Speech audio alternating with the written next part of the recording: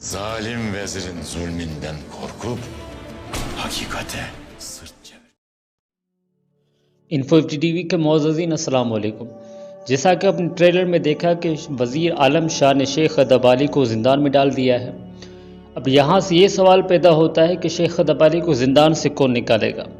हमारी इसके बारे में दो राय है। पहली राय तो ये है कि उस्मान शेख अदबाली को ज़िंदान से निकालेगा, और दूसरी राय ज़्यादा चांस यही है कि वज़ीर आलम शाह का ख़ास आदमी कोनूर कोई भी तरीका ढूंढकर शेख अदबाली को ज़िंदान से निकालेगा। यहाँ से कोनूर की लाइफ चेंज होगी, वो हकीकत का रुख धार कर उस्मान के सिपाहियों में शामिल हो सकता है। दूसरी जानिब मिहाइल कोसिस रोगातोस को इस्तेमाल करके निकोला के खिलाफ एक इत्तेहाद बनाएगा, जिसके पीछे उस्मान बे का हाथ ज़रूर होगा। रही बात गुंदूज की, वो वज़ीर आलम शाह के पास शेख अदबाली को छुड़ाने की कोशिश ज़रूर करेगा, और वहाँ पर वज़ीर का जवाब भी इसी वीडियो में आ चुका है कि उस्मान अपने लोगों की भलाई की फ़िक्र नहीं करता और वो बागी है। इस वजह से जो भी उसका साथ देगा वो भी बगावत में शुमार किया जाएगा। तो नाजरीन, एक छोटी सी वीडियो आपके लिए है।